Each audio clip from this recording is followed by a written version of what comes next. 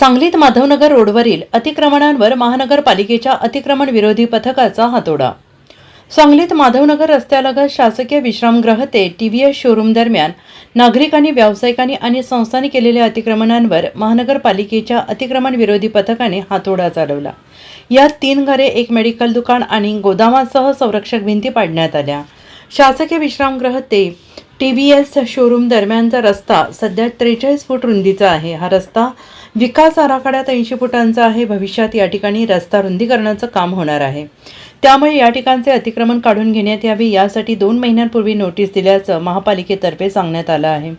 नोटीसीनंतर महापालिकेकडून ही कारवाई करण्यात आली। रस्त्याच्या बाजूला विद्युत खांब आहे आणि त्या खांबाच्या आडून 20 फुटांची जागा अतिक्रमित करण्यात आली होती। Bureau report, SVN Marathi, Sangli.